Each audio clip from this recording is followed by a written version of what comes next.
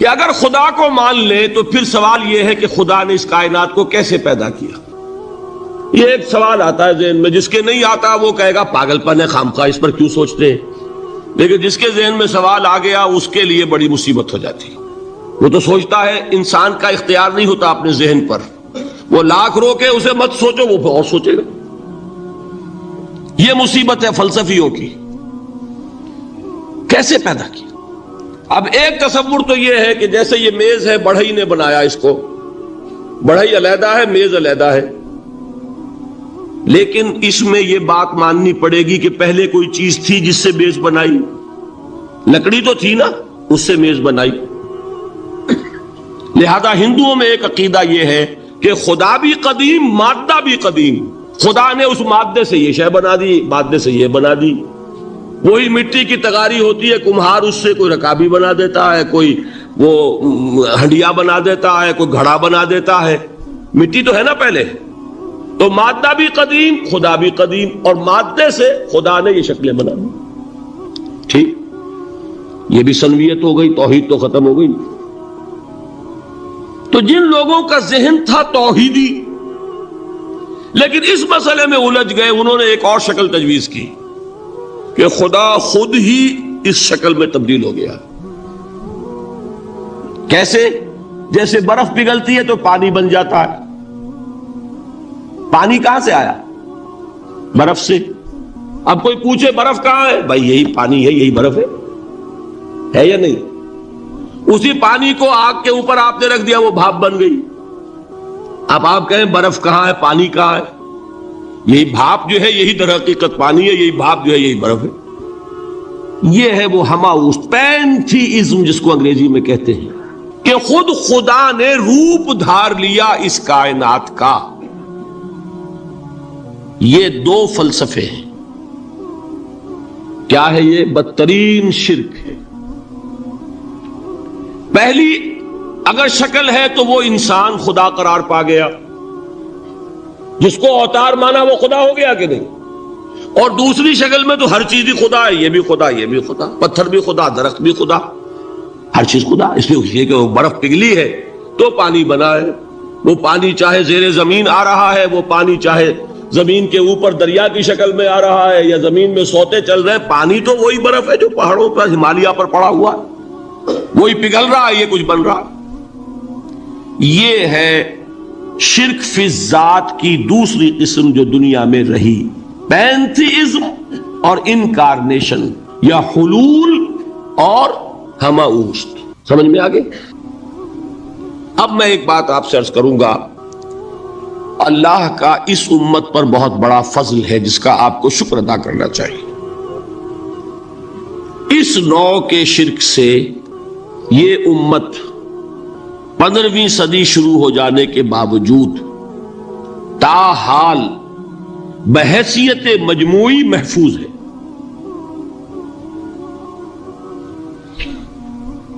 میں نے بحیثیت مجموعی کہا ہے. کوئی افراد یا عوام الناس یا جوہلا یا شعراء یا نعت گو وہ مبالغہ آرائی میں کوئی بات کہہ دیتے ہو تو وہ علیحدہ بات ہے. لیکن مسلمانوں میں کوئی مستند فرقہ اور اس کے جو مستند عقائد ہیں ان میں الحمدللہ آج تک ایسی کوئی چیز شامل نہیں. اس کا جب آپ تقابل کریں گے نا، آپ کا کیا خیال ہے عیسائیوں کو حضرت مسیح سے کتنی محبت تھی؟ اس کا تقابل کیجئے جو محبت مسلمانوں کو رہی حضور کے ساتھ. عیسائیوں کی محبت عشر عشیر نہیں بنے گی. اس محبت کے باوجود کہ ہمیں 10 گنا 100 گنا 1000 گنا زیادہ محبت ہے حضور کے ساتھ، لیکن دیکھیے کہ انہوں نے خدا کا بیٹا بنا دیا. یہاں کسی نے حضور کے بارے میں یہ بات آج تک کہی؟ یہ بہت بڑا کنٹراسٹ ہے نا. یہ در حقیقت عقیدت اور محبت کا غلو ہوتا ہے. تو عقیدت اور محبت کی کمی تو یہاں بھی نہیں، الحمدللہ ان سے زائد ہے. لیکن الحمدللہ ثم الحمدللہ ثم الحمدللہ خدا کا بیٹا تو کسی نے نہیں بنایا. اچھا میں ایک اور کنٹراسٹ آپ کو دکھاتا ہوں تاکہ آپ اللہ کا شکر کریں. حضرت علی کی کیا نسبت ہے حضور کے ساتھ؟ نبی اور امتی. حضرت علی کو خدا کہنے والے پیدا ہوئے کہ نہیں؟ بتائیے نا. کیا وجہ ہے کہ علی کو خدا کہنے والے پیدا ہوئے لیکن محمد کو خدا کہنے والا پیدا نہیں ہوا صلی اللہ علیہ وسلم ورضی اللہ تعالی عنہ؟ بہت اہم بات ہے، غور کیجئے گا اس میں.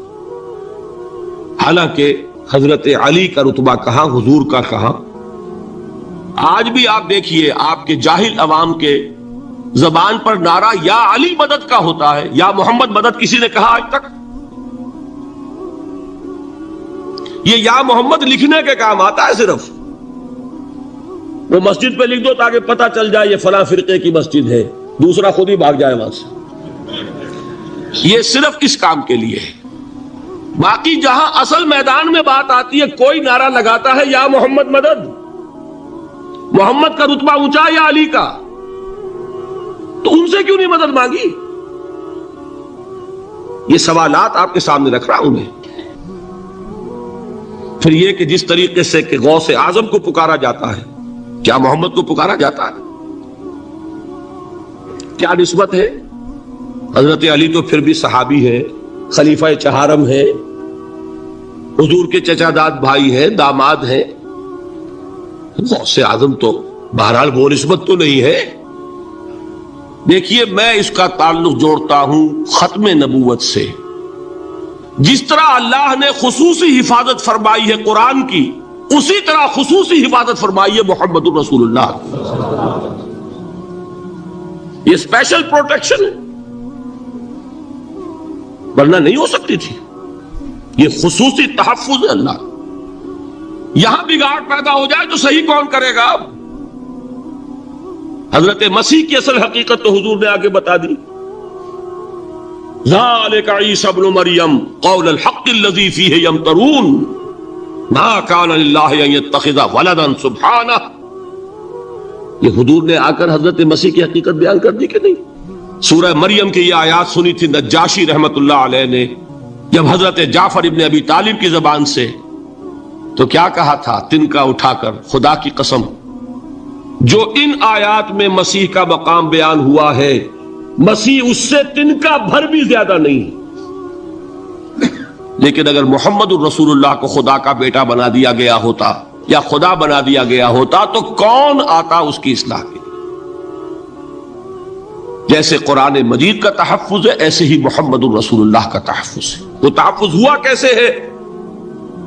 جتنا قرآن مجید نے ایمفیسائز کیا حضور کی بشریت کو، قل انما انا بشر مثلکم، اے نبی ان کو بتاتے رہیے، بار بار بتائیے کہ مجھے کچھ اور نہ بنا لینا، میں بھی بشر ہوں، انسان ہوں. ہاں مجھ پر وحی ہوتی ہے، تم پر نہیں ہوتی، یہ فرق ہے. میں رسول ہوں، تم نہیں ہو. یہ بعد میں ذرا اور مسئلہ میں واضح کروں گا. ابھی صرف یہ نوٹ کیجئے کہ یہ تحفظ جو ہے، جیسے قرآن کو تحفظ دیا لیکن اس کے لیے ذرائع بھی ہے نا. یہ حفظ قرآن کا سلسلہ جو ہے یہ اس کا ذریعہ بنا. یہ رمضان میں تراویح جو ہے اس کا ذریعہ بنی. ہمارے ملکوں کے اندر تو حفاظ کو مسجدیں نہیں ملتی، تلاش کرتے پھرتے ہیں. اور ایک جیسا کہ اینول جشن ہوتا ہے قرآن مجید کا، ہر حافظ اپنا حفظ تازہ کر رہا ہے، حفاظ لگے ہوئے ایک دوسرے کے ساتھ تازہ کرنے میں. یہ ذریعہ ہے اللہ تعالیٰ نے کہ جس کے ذریعے سے قرآن کو محفوظ کیا. تو حضور کو جو حفاظت دی اس کا ایک طریقہ کیا ہوا؟ قرآن مجید میں حضور کی بشریت کا نمایاں کرنا، اور دوسرا یہ کہ خود حضور نے ایسی باریک بینی سے روکا. یہ بھی آپ کو پسند نہیں تھا کہ میں آؤں تو تم کھڑے ہو جاؤ. سنا کہ نہیں سنا آپ نے؟ صحابہ کو آپ روکتے تھے. ایک صحابی کی زبان سے نکل گیا ما شاء اللہ و ما شئت، جو اللہ چاہے اور جو آپ چاہیں. فوراً ٹوک دیا اجعلتنی للہ ندن، کیا تم نے مجھے خدا کا مد مقابل بنا دیا؟ مشیت صرف اس کی ہے. یہ روک ٹوک، یہ وہ چیزیں ہیں کہ جس کی بنا پر اللہ نے تحفظ عطا فرمایا. یہ جو آپ نے فرمایا میری قبر کو کسی جلسے اور جشن کا مرکز نہ بنا لینا، فرمایا کہ نہیں فرمایا؟ اللہ تعالیٰ لعنت فرمائے بنی اسرائیل پر کہ انہوں نے اپنے نبیوں کی قبروں کو تو میلہ گاہ بنا لیا۔ یہ ساری وہ ہے، یہ تحفظات ہیں، یہ بچاؤ ہے، یہ امت کو متنبہ کیا جا رہا ہے کہ محبت اور عقیدت کا غلو جیسے پہلے ہوا، یا اہل الکتاب لا تغلو فی دینکم، اے کتاب والو اپنے دین میں غلو سے کام نہ لو۔ یہ غلو محبت، غلو عقیدت ہے جس کی بنا پر وہ خدا کے بیٹے بنا دیے گئے، اور اگر وہ ہوتا یہاں اللہ کا نہ معلوم اللہ کے برابر کس طریقے سے حضور کو بنا دیا جاتا، لیکن قرآن نے خود حضور نے اس کی پیش بندی کی، جس کا ظہور ہم دیکھ رہے ہیں کہ اللہ کے فضل و کرم سے یہ امت تا حال بحیثیت مجموعی محفوظ ہے۔ البتہ دیکھیے شاعروں کی باتیں اور ہوتی ہیں، اور عوام کی اور واعظوں کی اور نعت گوؤں کی باتیں جو ہے وہ اور ہیں۔ میں جس چیز کی نفی کر رہا ہوں وہ علماء کی بات ہے۔ شاعروں کا تو قرآن مجید کے اندر خود ہی بھاڑا پھوڑ دیا اللہ نے، وَالشُّعَرَاءُ يَتَّبِعُهُمُ الْغَاوُونَ أَلَمْ تَرَ أَنَّهُمْ فِي كُلِّ وَادٍ يَهِيمُونَ إِنَّهُمْ يَقُولُونَ مَا لَا يَفْعَلُونَ۔ مبالغہ نہ کریں تو شعر میں رنگ ہی پیدا نہیں ہوتا، پھر شعر کائے کو کہنا ہے نثر کہو بھائی، مبالغے سے اس میں ایک تاثیر پیدا ہو۔ وہ مبالغے ہمارے شاعروں نے، ہمارے نعت گوؤں نے کیے ہیں، اور اس میں اللہ تعالیٰ انہیں معاف کرے، بالکل اوتار کر الفاظ بھی استعمال کر دیے۔ وہی جو مستوی اشٹھا خدا ہو کر اتر پڑا وہ مدینے میں مصطفیٰ ہو کر۔ بتائیے رام چندر جی کے بارے میں جو عقیدہ ہے، اب کیا فرق رہ گیا؟ بال برابر فرق ہے یا کوئی؟ اور نقطے پیدا کرتے ہیں۔ مدینے کی مسجد میں منبر کے اوپر بغیر عین کا ایک عرب ہم نے دیکھا، کیا سمجھ میں آیا؟ عرب میں سے عین نکالا، کیا بنا؟ یہ نقطہ آفرینی ہے۔ اسی طریقے سے ہماری شاعری میں کچھ ہماؤست کا رنگ بھی پیدا ہو گیا۔ خود کوزاؤ، خود کوزا کرو، خود گلے کوزا، خود رند صبو کش، خود برسر آکوزا خریدار بے آمد بشکست و رواں شد۔ وہ خود ہی کوزا ہے، خود ہی مٹی ہے جس سے کوزا بنا ہے، خود ہی کوزے کا بنانے والا ہے۔ سمجھ رہے؟ الفاظ تو بڑے پیارے ہیں، بڑے مزیدار ہیں، آدمی ایک دفعہ وجد میں آ جاتا ہے، لیکن ہے کیا؟ وہی ہے نا کہ وہی جو برف تھا پگھل کر پانی بن گیا۔ خود کوزاؤ، خود کوزا کرو، خود گلے کوزا، خود رند صبو کش، خود ہی اس کوزے میں شراب ڈال کے پیتا بھی ہے، خود ہی مٹی ہے، خود ہی وہ بنانے والا ہے، خود ہی کوزا ہے، خود ہی اس میں شراب ڈال کے پیتا بھی، اور خود ہی اس کوزے کو توڑ کر اپنا راستہ بھی لیتا ہے۔ اب آپ اس پر سر دنیے اور جو چاہے کریں، لیکن یہ کہ اس کا ڈانڈے مل گئے کہ نہیں اسی ہماؤس سے؟ لیکن یہ کسی مفتی کی بات ہے کیا؟ یا کسی ائمہ دین میں سے کسی کا قول ہے؟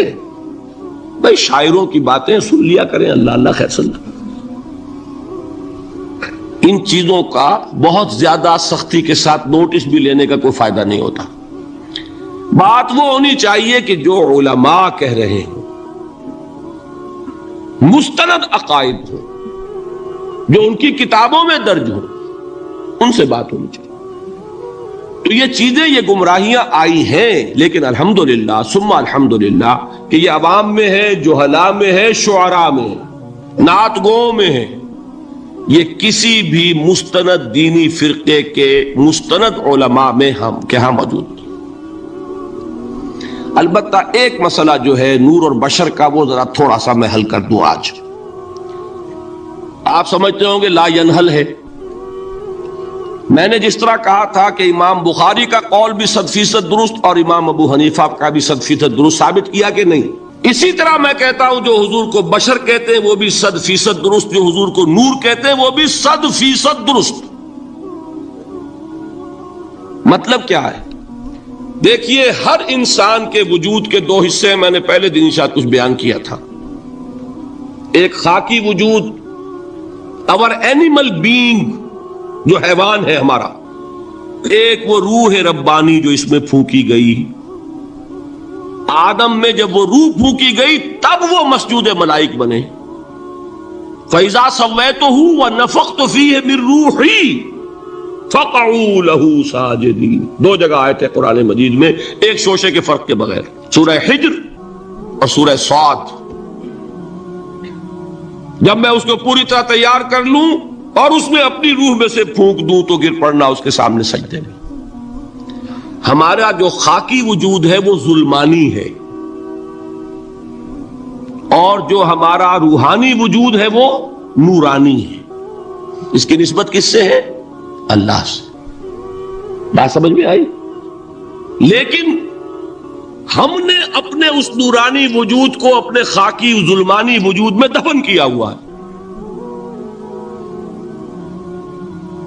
اور محمد الرسول اللہ صلی اللہ علیہ وسلم کا وہ نورانی وجود آپ کے اس خاکی وجود پر اس درجے غالب تھا کہ وہ خاکی وجود معدوم کے درجے میں ہے، لیکن وہ حضور صلی اللہ علیہ وسلم پر اثر انداز نہیں ہو سکتا. وہی خاکی وجود ہے جسے ہم نفس کہتے ہیں. نفس غلبہ کر سکتا ہے محمد پر صلی اللہ علیہ وسلم. حضور کی شخصیت کی نورانیت نے آپ کی شخصیت کے خاکی وجود کا احاطہ کیا ہوا. ہماری شخصیت کی ظلمانیت نے ہماری اس نورانیت کو گل کیا ہوا، دفن کیا ہوا، چھپایا ہوا. بس یہ فرق ہے. انہیں آپ کہہ لیں نور، صحیح ہے، ان کی نورانیت غالب. یہی بات ہے جو حضور نے اس طرح سمجھائی. دیکھو ہر انسان کے ساتھ ایک شیطان ہوتا ہے. اب کسی صحابی نے بڑی جرت سے کام لیا، پوچھ لیا حضور کہ آپ کے ساتھ بھی ہے؟ ہر انسان کے ساتھ جو کہا نا، تو انسان تو ہے آپ بھی، یہ کہ آپ کے ساتھ بھی ہے. آپ نے فرمایا ہے، لیکن میں نے اسے مسلمان کر رکھا ہے. بات ختم ہو گئی. نفی نہیں ہے، وہ میرے تابع ہے، میرا مطیع ہے، مجھے گدن نہیں پہنچا سکتا. ہے تو صحیح، لیکن نہ ہونے کے درجے میں آ گیا کہ نہیں. یہ ہے فرق سارا. اور میں یہاں پہ کوٹ کرنا چاہتا ہوں ایک بہت بڑے بریلوی مکتب فکر کے عالم دین، صاحبزادہ، نام میرے ذہن سے ایک دم اتر گیا، فیض الحسن. اللہ تعالیٰ ان کی خطاؤں سے درگزر فرمائے، ان کی مغفرت فرمائے. آپ نے سنا ہوگا نا نام. انہوں نے ایک روز تقریر کی جو میں نے سنی، اور تقریر کہاں کی؟ ساہیوال میں. وہاں کا ایک بہت مشہور چوک ہے، مہاجرین، مسجد مہاجرین کہلاتی ہے، وہاں تقریر تھی ان کی. میں نے سنی. ان کے الفاظ یہ تھے کہ کیا آپ لوگ ہمیں جاہل سمجھتے ہیں؟ کیا ہمیں عربی نہیں آتی؟ کیا ہم نے قرآن نہیں پڑھا جس میں بار بار یہ لکھا ہوا ہے کہ حضور بشر ہیں؟ حضور بشر ہیں، لیکن اصل میں ہم حضور کی بشریت کو نمایاں کرنے کو سوء ادب سمجھتے ہیں. بات سمجھیے آپ نے، اس قدر پیاری بات ہے. انہوں نے کہا کہ آپ کے باپ کا نام کیا ہے؟ عبد الرحمان. آپ عبد الرحمان کہہ کے پکارتے ہیں انہیں؟ ابا جان. ابھی آپ نے وہ آیات سنی، حضرت ابراہیم نے اپنے مشرک باپ کو یا ابت ہے، یا ابت ہے، بڑا پیارا ترجمہ کیا. ابا جان، ابا جان، کیا نام لیں گے؟ آپ کے باپ کا نام ہے، نام نہیں لیتے آپ. کیوں؟ ادب کی وجہ سے.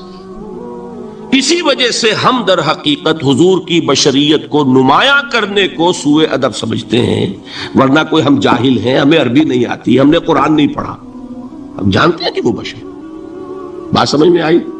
کتنی آسانی سے مسئلہ حل ہوتا، بشرطے کہ نیت حل کرنے کی ہو. آخر آمنہ کے بیٹے ہیں، عبداللہ کے بیٹے ہیں، عبد المطلب کے پوتے ہیں. بچپن آپ پر گزرا ہے، لڑکپن آپ پر گزرا ہے، نوجوانی آپ پر آئی ہے، جوانی آپ پر آئی ہے، شادی آپ نے کی ہے، اولاد آپ کی ہے. کون بے وقوف احمق ہوگا کہ جو آپ کی بشریت کا انکار کرے گا؟ لیکن یہ کہ جس طریقے سے اس کو بیان کیا جاتا ہے وہ ایک مسئلہ بن گیا اختلافی، وہ رد و قضا اور کھینچ تان. اور اس میں بھی سمجھ لیجئے مثلوکم پر جو ایمفیسس بعض حضرات دے دیتے ہیں اپنے توحیدی، جو ان کے اندر ایک مزاج ہے، اللہ تعالیٰ ان کے مزاج کو اور پختہ کرے، لیکن اس میں بھی مبالغہ کیا جاتا ہے. ایک حدیث مجھ سے سنیے جس میں حضور نے مثل کا انکار کیا. مثلکم کا مطلب اگر کسی نے یہ سمجھا کہ بالکل ہم جیسے ہیں تو بہت بڑی مغالطے میں. حضور صوم وصال سے منع فرماتے تھے، خود رکھتے تھے۔ صوم وصال کیا ہے؟ آج روزہ رکھا، شام کو افطار نہیں کیا، وہی روزہ رات بھر چل رہا ہے، اگلے دن بھی چل رہا ہے، شام تک کو جا کے پھر کھولا تو 2 دن کا صوم وصال ہو گیا۔ اگلے دن بھی نہیں کھولا، چلا تو 72 گھنٹے کا صوم وصال ہو گیا۔ یہ کیا ہے؟ صوم وصال۔ خود رکھتے تھے اور صحابہ کو روکا۔ صحابہ میں سے کسی نے ہمت کر لی، حضور آپ خود رکھتے ہمیں روکتے۔ فرماتے ہیں ایکم مثلی، تم میں سے کون مجھ جیسا ہے؟ ابھی تو عند ربی، میں تو اپنے رب کے پاس رات گزارتا ہوں۔ ہوا یطعمنی ویسقین، وہ مجھے کھلاتا ہے پلاتا ہے۔ بتائیے کون ہے جو اس کا دعویٰ کرے گا؟ حضور کے خصائص ہیں۔ حضور خود فرماتے ہیں تم صرف سامنے سے دیکھتے ہو، میں پیچھے سے بھی دیکھتا ہوں۔ کہاں ہوا وہ مثلیت؟ اگر آپ نے بالکل اپنے جیسا سمجھ لیا تو بڑے مغالطے میں ہیں۔ نبی کا مقام ہے، نبی کا رتبہ ہے، نبی کے خصائص ہیں۔ آپ سو گئے تو آپ کی نیند، آپ کی وضو ٹوٹ گئی اور نبی سو گیا تو کہاں گئی مثلیت؟ پھر مثل اس معنی میں کہ بشر ہیں، نسل آدم سے ہیں، اس میں کوئی شک نہیں، اس معنی میں مثل ٹھیک ہے۔ قل انما انا بشر مثلکم، لیکن ہر اعتبار سے تو نہیں۔ سب سے بڑا فرق یہی ہے کہ وہی آ رہی ہے، معراج پہ تشریف لے گئے ہیں، اس دنیا میں بیٹھے ہوئے بھی جنت کا مشاہدہ فرما لیتے ہیں، کرا دیا جاتا ہے، دوزخ کا مشاہدہ کرایا جاتا ہے، فرشتے کو دیکھ رہے ہیں۔ یہ چیزیں ہیں۔ اور پھر خصائص، جیسا کہ میں نے عرض کیا کہ آپ پیچھے سے بھی دیکھتے ہیں۔ آپ کا معاملہ یہ ہے کہ آپ اگر سو جائیں تو آپ کا وضو نہیں ختم ہوگا۔ یہ ساری چیزیں جو ہے ان سب کو بیلنس کیجئے تو معلوم ہوگا کہ آپ بشر بھی ہیں، 100% درست، لیکن آپ کی وہ نورانیت، آپ سراج منیر، ہدایت کا روشن چراغ، آپ کی جو روح انور ہے وہ آپ کے اس جسدی وجود پر اس طریقے سے حاوی ہے کہ گویا کہ اس نے اس کی ظلمانیت کو ختم کر کے رکھ دیا۔ اس معنی میں کوئی کہے نور مجسم تو مجھے کوئی اعتراض نہیں۔ یہ ہے ان چیزوں کو جمع کرنے کی شکل، خواہ مخواہ کی کھینچتان کے سوا کچھ نہیں۔ بہرحال یہ پہلا حصہ ختم ہوا، شرک فی الذات۔ اب آئیے شرک فی الصفات۔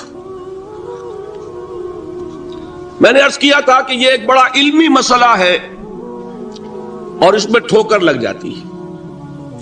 وجہ کیا ہے اس کو سمجھ لیں۔ بنیادی بات، ہماری زبان جو ہے وہ بہت محدود ہے۔ ہماری ہی زبان ہے جسے اللہ نے ذریعہ بنایا اپنی ہدایت کا، ورنہ ہمارے پلے نہ پڑتی بات، ظاہر ہے نا۔ لیکن ہماری زبان کی محدودیت ہے۔ اس محدودیت کا ایک مظہر یہ ہے کہ ہم جو الفاظ اللہ کے لیے بطور صفت استعمال کرتے ہیں وہی الفاظ مخلوقات کے لیے بھی کر لیتے ہیں۔ اللہ موجود، ہم بھی موجود۔ اللہ زندہ، ہم بھی زندہ۔ اللہ علیم، تو انسان علیم بھی علیم نہیں، علامہ بھی ہے کہ نہیں؟ یہ تو بڑا مبالغے کا لفظ ہے۔ انسان علامہ ہے کہ نہیں؟ اللہ دیکھتا ہے، بصیر ہے، ہم بھی بصیر ہیں۔ اللہ سنتا ہے، سمیع ہے، ہم بھی سنتے ہیں۔ اللہ کو قدرت حاصل ہے، کچھ ہمیں بھی حاصل ہے۔ ایک مکہ مارا تھا حضرت موسیٰ نے، جان نکال دی تھی کہ نہیں؟ ہے نا کچھ نہ کچھ۔ اللہ چاہتا ہے، ہم بھی چاہتے ہیں۔ اسی دیکھیے چاہت میں وہ ہو گیا تھا جس پر روک دیا حضور نے، ما شاء اللہ وما شئت اجعلتنی للہ ندا، کیا تم نے مجھے اللہ کا مد مقابل بنا دیا؟ دھوکہ ان الفاظ کے اشتراک کی وجہ سے لگ جاتا۔ بات سمجھ میں آئی؟ اب اس میں فارمولہ میں نے عرض کیا تھا کہ ایک نوٹ کر لیں تو مسئلے سارے حل ہو جائیں۔ جب ہم کوئی لفظ بطور صفت اللہ کے لیے بولتے ہیں اور اسی لفظ کو مخلوق میں سے کسی کے لیے بولتے ہیں، مخلوق میں سب آ گئے، جمادات، حیوانات، انسان، اولیاء اللہ، فرشتے، انبیاء، رسول سب مخلوق تو ہیں نا. تو کل مخلوقات کو جب ہم ایک لفظ بطور صفت استعمال کریں گے اللہ کے لیے اور اسی لفظ کو استعمال کریں گے بندوں کے لیے، تو ان میں 3 فرق ہیں جو ذہن میں رہنے چاہیے. گن کر یاد کیجئے. اللہ کی ذات قدیم ہے، ہمیشہ سے ہے. اسی طرح اس کی صفت بھی قدیم ہے، ہمیشہ سے ہے. مخلوقات حادث ہیں، ان کی صفات بھی حادث ہیں. حادث قدیم کے مقابلے میں کہ پہلے نہیں تھی پھر ہو گئی. ایک فرق، اللہ کی ذات از خود ہے، کسی اور نے تو اس کو وجود نہیں بخشا نا. اللہ کا وجود از خود ہے، ذاتی ہے. اسی طرح اس کی صفات ذاتی ہیں، کسی اور کی عطا کردہ نہیں ہے. مخلوق کوئی ہو کسے باشد، ان کا وجود ذاتی نہیں عطائی ہے. اللہ نے دیا تو وجود ملا. اسی طرح ان کی صفات عطائی ہیں، ذاتی نہیں. 2 فرق ہو گئے. اللہ کی ذات مطلق ہے، لا محدود. اسی طرح اس کی صفات مطلق ہیں، لا محدود. مخلوق کی ذات محدود کسے باشد، صفت بھی محدود. 3 فرق ہے، ذاتی عطائی، قدیم حادث، لا محدود محدود. 3 فرق ذہن میں رہیں تو جو صفت بھی آپ اب بولیں گے اس میں یہ تینوں باتیں ذہن میں رہیں. سمجھ میں آ گئی بات؟ اب اس کا اطلاق کیجئے تو یہ علم غیب کا مسئلہ حل ہو جائے گا. یہ بھی لا ینحل سمجھا جاتا ہے. علم کسی کا بھی ہو، انسان، فرشتہ، اولیاء، انبیاء، رسول، حضور صلی اللہ علیہ وسلم، کسی کا بھی حادث ہے، قدیم نہیں ہے، عطائی ہے، ذاتی نہیں ہے، محدود ہے، لا محدود نہیں ہے. 3 باتیں مان لیں شرک نہیں ہوگا. ان میں سے ایک کو ساقط کر دیں شرک ہو جائے. آئی بات سمجھ؟ اللہ کی قدرت ذاتی ہے، عطا کردہ نہیں. مخلوق میں جس کو قدرت حاصل ہے وہ عطائی ہے، ذاتی نہیں. اللہ کی قدرت لا محدود، یفعل ما یشاء فعال لما یرید علی کل شیء قدیر. ہم مخلوق کوئی بھی ہو اس کی قدرت محدود. اللہ کی قدرت جب سے وہ ہے ہمیشہ سے ہے، ہمیشہ سے قدرت بھی ہے. اور مخلوق میں سے قدرت یہ حادث ہے. تینوں چیزیں سامنے رہیں شرک نہیں ہوگا. ایک چیز کی بھی کمی ہو گئی شرک ہو جائے گا. یہ ساری صفات پر لے آئیے. اللہ کی حیات ذاتی، ہماری عطائی. لائی حیات آئے، قضا لے چلی چلے، اپنے بس میں نہ آنا تھا نہ جانا ہے. زندگی اس کی عطا کردہ ہے، جب چاہے لے لے. اللہ کی حیات بھی ایسی ہے کیا؟ ذاتی. الحی. ہماری حیات محدود، ویسے بھی محدود. موت آئے گی شاید ختم ہو جائے. چلیے موت ختم نہیں کرتی، ہم سمجھتے ہیں کہ وہ ہماری ابدی ہے. محدود اس معنی میں تو ہے کھانے کو نہ ملے تو کمزوری، ذرا کام کیا تو تکان، نیند بھی آ رہی ہے، اونگ بھی آ رہی ہے. اور اس کی حیات الحی القیوم لا تاخذہ سنۃ ولا نوم. حیات ذاتی ہے، لا محدود ہے اور قدیم ہے. یہاں حیات عطائی ہے اور حادث ہے اور محدود ہے. ساری صفات اس کو ذہن میں رکھ لیجئے. تو اب 2 مسئلے میں یہاں حل کر دوں. جو لوگ کہتے ہیں حضور کو علم غیب نہیں تھا اور جو کہتے ہیں تھا، بدقسمتی سے دونوں نے ڈیفینیشن علیحدہ کر لی. جو ڈیفینیشن نفی کرنے والوں نے کی ہے اس کی وجہ سے، اس کے اعتبار سے واقعتاً نہیں تھا. انہوں نے ڈیفینیشن یہ کی ہے، تعریف یہ کی ہے، وہ علم جو خود حاصل ہو جائے. اللہ کا عطا کردہ علم جو ہے وہ کہتے ہیں وہ غیب نہیں ہے. تو وہ بھی مانتے ہیں کہ ہر علم جو حضور کو حاصل ہے وہ اللہ کا عطا کردہ. میں سائی والی میں یہ سارے مرحلے میں نے طے کیے نا اپنے زمانہ طالب علمی میں. مولانا منظور احمد شاہ صاحب ہیں ساہیوال میں ایک، میں ان کے پاس حاضر ہوا، میں نے کہا جی یہ مسئلہ کیا ہے علم غیب کا، مجھے ذرا سمجھائیں۔ انہوں نے ایک کتاب اپنی نکالی کہ دیکھیے صاحب ہم حضور کے علم کے بارے میں یہ باتیں مانتے ہیں، حضور کا علم حادث ہے، قدیم نہیں ہے، حضور کا علم محدود ہے، لا محدود نہیں ہے، حضور کا علم عطا کردہ ہے، ذاتی نہیں۔ میں نے کہا یہ تین باتیں اگر آپ مان لیں تو میرا تو جھگڑا کوئی نہیں آپ سے۔ ہوتا کیا ہے جب آئیں گے وعظ میں، خطابت میں، تو عالم ما کان وما یکون، اب الفاظ وہ استعمال کر جائیں گے، ایک واعظ ہے، عام مقرر ہے، واہ واہ ہوتی ہی نہیں، نعرے لگتے ہی نہیں، محفل میں گرمی آتی نہیں جب تک کہ ایسے مبالغے نہ کریں۔ لیکن وہ چیز لکھی ہوئی ان کے ہاں ہے کہ حضور کا علم حادث ہے، قدیم نہیں ہے، حضور کا علم محدود ہے، لا محدود نہیں ہے، حضور کا علم عطائی ہے، ذاتی نہیں ہے۔ ان تینوں چیزوں کے بعد کوئی بڑے سے بڑا وہابی اور بڑے سے بڑا اہل حدیث بھی انکار نہیں کرتا۔ باقی یہ بات جان لیجئے کہ غیب اور حضور یا شہادہ یہ در حقیقت عام انسانوں کے اعتبار سے الفاظ استعمال ہوئے۔ جب قرآن میں کہا جاتا عالم الغیب والشہادہ، اللہ غیب اور جو ظاہر ہے یا موجود ہے سب کا جاننے والا ہے، تو مجھے بتائیے اللہ کے لیے کوئی غیب ہے؟ اللہ کے لیے کوئی شے غیب ہے؟ تو کیوں کہا جا رہا ہے عالم الغیب والشہادہ؟ وہ ہمارے اعتبار سے کہا جا رہا ہے، جو تمہارے لیے غیب ہے اللہ اس کو بھی جانتا ہے، اور جو تمہارے سامنے اللہ اسے بھی جانتا ہے۔ اللہ کے لیے تو کل شہادہ ہے، کسی شے کا لا یعزب عنہ مثقال ذرۃ فی السماوات والارض، آسمانوں اور زمین کا ایک ذرہ بھی اس سے غائب نہیں ہوتا۔ غیب کا وجود کیا اللہ کے لیے؟ تو یہ الفاظ مستعمل ہے ریلیٹو ہمارے اعتبار سے، اور ہمارے اعتبار سے جو شے غیب ہے اس میں سے ایک حصہ اللہ دیتا ہے نبی کو، تبھی تو نبی بنا۔ فرشتے کو دیکھا، فرشتہ ہمارے لیے غیب ہے۔ جنت دکھائی کہ نہیں دکھائی، ہمارے لیے غیب ہے کہ نہیں ہے۔ دوزخ کا مشاہدہ کرایا کہ نہیں کرایا، ہمارے لیے وہ غیب ہے کہ نہیں ہے۔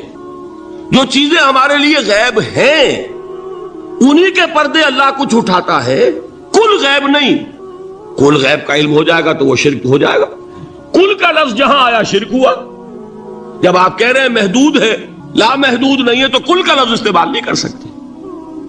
لیکن غیب میں سے کچھ علم دیا گیا تبھی تو نبی بنا، ورنہ میرے اور نبی میں فرق کیا ہوا پھر؟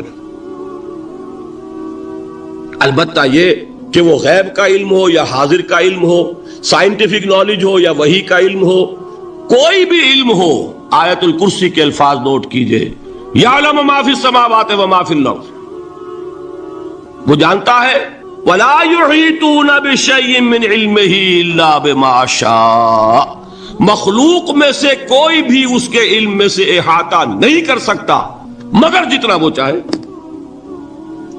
اب یہ بات علیحدہ ہے کہ ہم کون ہے طے کرنے والے کہ ناپے بیٹھ کر کہ اللہ نے ابراہیم کو کتنا علم دیا، ہم ناپ سکتے ہیں؟ عیسیٰ کو کتنا دیا ہم جان سکتے ہیں؟ تو ابراہیم کا، موسیٰ کا، عیسیٰ کا نہیں ناپ سکتے تو محمد الرسول اللہ کا کہاں ناپیں گے؟ یہ پاگل پن ہے، یہ ہے جو غلطی ہوتی ہے۔ ہم کون ہے طے کرنے والے؟ اللہ نے اپنے نبی کو دیا جو دیا، بات ختم۔ کل نہیں کہیں گے، کل کہا شرک ہو جائے گا، ذاتی کہا شرک ہو جائے گا۔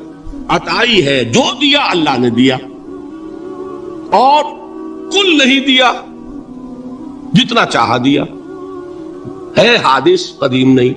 تینوں چیزوں مان لیجئے تو شرک کا کوئی شائبہ نہیں۔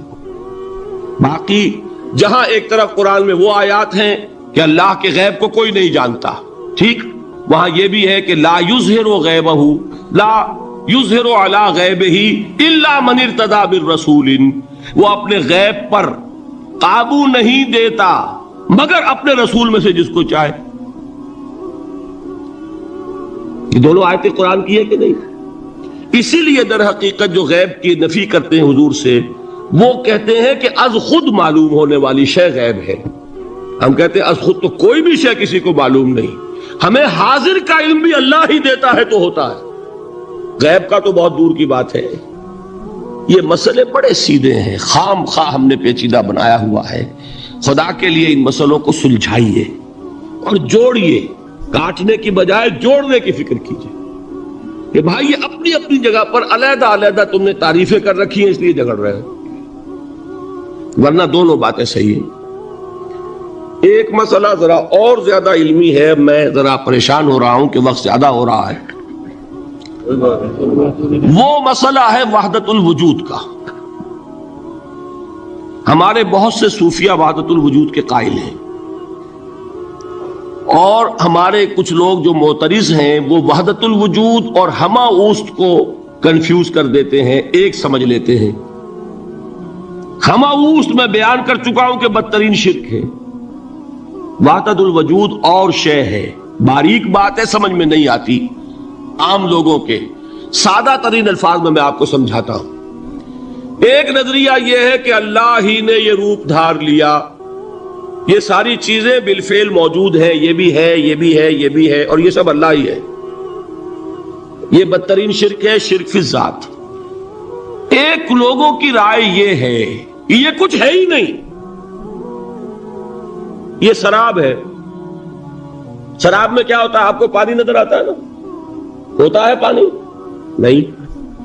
ہر چند کہے کہ ہے، نہیں ہے، ہے ہی نہیں.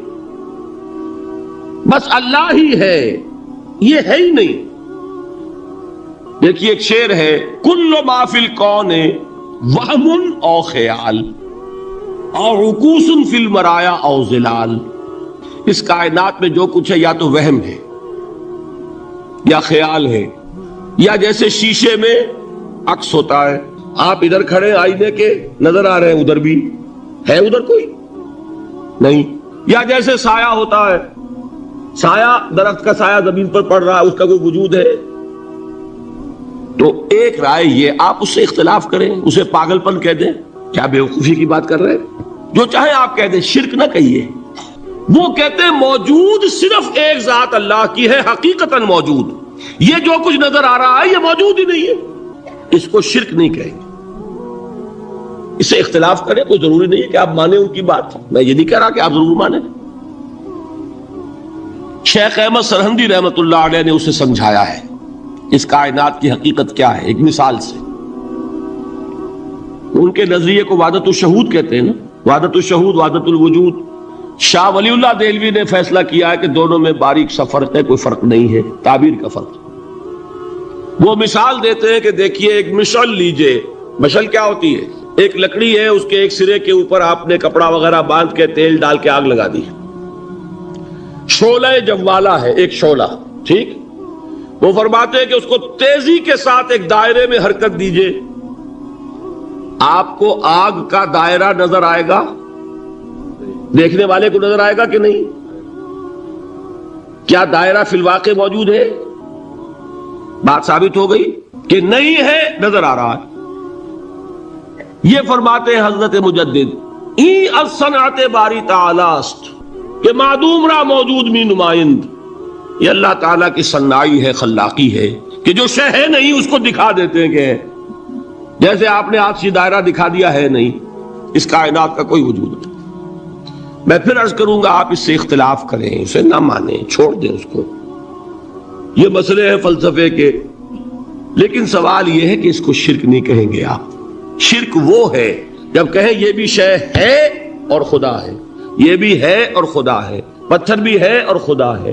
جب یہ کہا جائے گا یہ ہے ہی نہیں، صرف خدا ہے، تو در حقیقت اس کو شرک نہیں کہیں گے. یہ وحدت الوجود ہے، یونٹی آف بینگ. اب اس کو میں ایک اور اعتبار سے سمجھا دوں گا تو مجھے امید ہے اللہ تعالیٰ اس کو آپ پر کھول دے گا.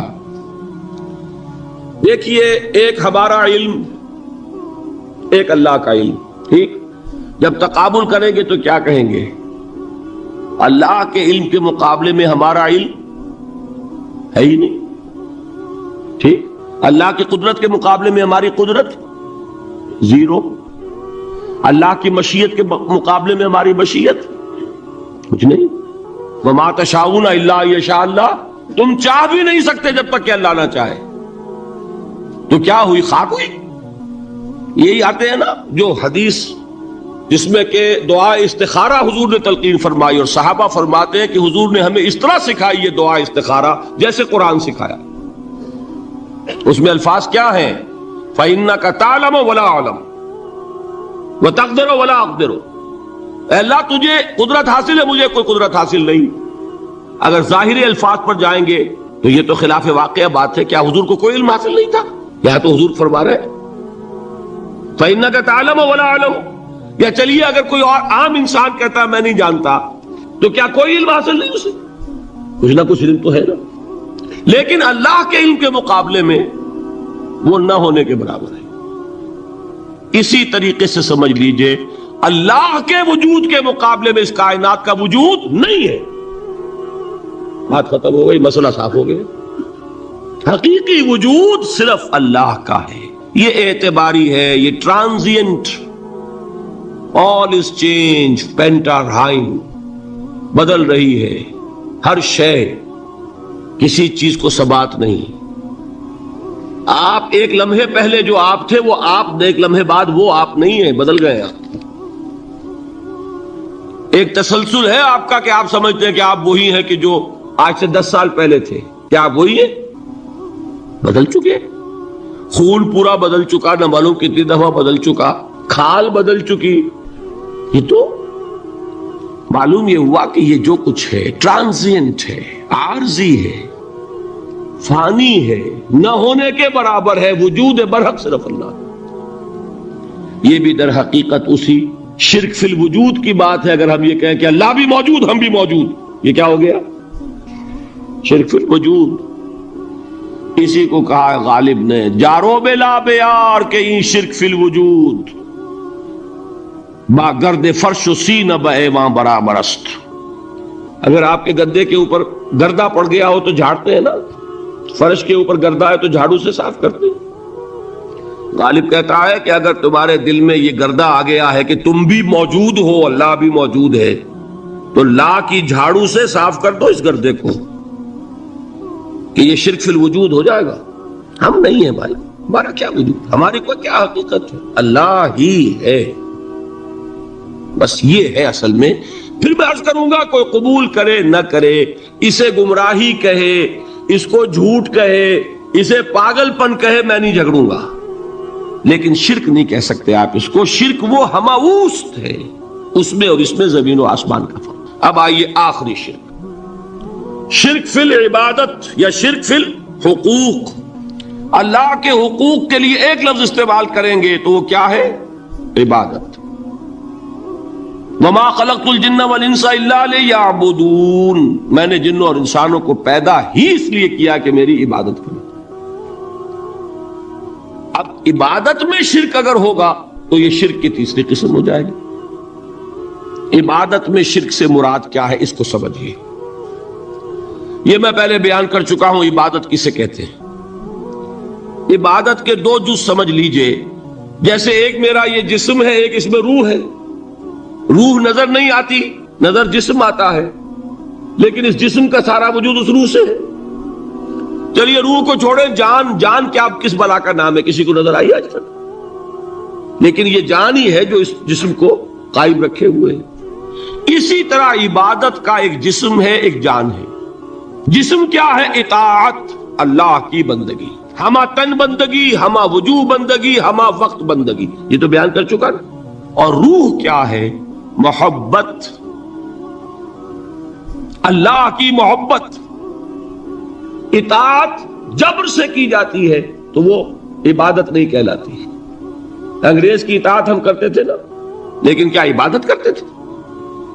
بات سمجھ میں آئی؟ اطاعت تو کر رہے تھے، عبادت نہیں۔ عبادت اس اطاعت کو کہتے ہیں جو کسی ہستی کی محبت سے سرشار ہو کر ہما وقت، ہما تن، ہما وجوہ کی جائے۔ تو جسد ظاہری کیا ہے عبادت کا؟ اطاعت، اور روح کیا ہے؟ محبت۔ اب ان دونوں کے اعتبار سے شرک کیا ہے، توحید کیا ہے، اس کو سمجھ لیجئے۔ اور یہ ہیں وہ چیزیں جو میں نے عرض کیا تھا کہ بالکل الجبرا کے فارمولوں کی طرح کی بات ہے۔ اطاعت میں توحید کیا ہے کہ مطاع مطلق صرف اللہ، ٹھیک؟ باقی ساری اطاعتیں اللہ کی اطاعت کے تابع. نفی نہیں ہے والدین کی اطاعت کرو، لیکن جہاں والدین حکم دیں اللہ کے حکم کے خلاف، بات ختم، اطاعت نہیں ہوگی. بیوی شوہر کی اطاعت کرے، آپ اولو الامر کی اطاعت کریں، شاگرد استاد کی اطاعت کرے، مرید پیر کی اطاعت کرے، لیکن کیا پیر کو یہ بھی حق ہے کہ اللہ کے کسی حکم کو منسوخ کر دے، رسول کے کسی حکم پر اپنے حکم کو ور کرے، بالا تر رکھے؟ سمجھ میں آ گیا؟ اصول کیا ہے کہ اطاعت مطلق unconditional unlimited obedience is due only to Allah. All the other obediences are limited by His injunctions. اس کو حضور نے کیسے بیان کیا؟ لا طاعت لمخلوق فی معصیت الخالق. مخلوق میں سے کسی کی اطاعت نہیں ہوگی جس میں خالق کی معصیت لازم آ رہی ہے. جہاں اللہ کا کوئی حکم نہیں ہے آپ میرا حکم مان لیجیے، یہ شرک نہیں ہوگا.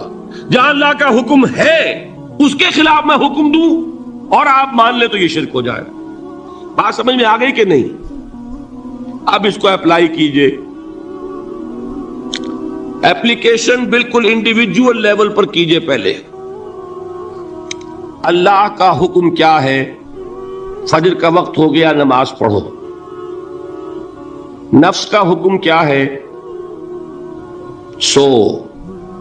آپ نے اطاعت کی نفس کی، آپ کا مطاع کون ہوا؟ نفس. اور اللہ کی معصیت میں ہوا کہ اس کے حکم کے تابع ہوا، تو آپ کا نفس کیا بن گیا؟ آپ کا خدا، معبود. یا غلطی ہے اس میں کوئی؟ اس شرک کو پہچانیے ذرا. کون بچے گا اب؟ بات سمجھ رہے؟ اگر تو وہ فارمولہ صحیح ہے تو پھر یہ اپلائی ہو گیا. اب آپ کے اندر اتنی ہمت ہونی چاہیے، یا یہ سوچیے کہ فارمولے میں غلطی کی. یو کین ریفر بیک، آئیے دوبارہ دیکھیے، فارمولہ صحیح ہے. لا طاعت لمخلوق، میرا نفس مخلوق ہے کہ خالق ہے؟ مخلوق. میں نے اپنے نفس کی اطاعت کی اپنے خالق کی معصیت میں، تو میرا مطاع کون ہوا؟ نفس. جو مطاع ہے وہی معبود ہے. میرا معبود کون ہوا؟ نفس. اس کو کہتے ہیں مولانا روم، نفس ما ہم کم ترس فرعون نیست لیکن اورا عون نیست. میرا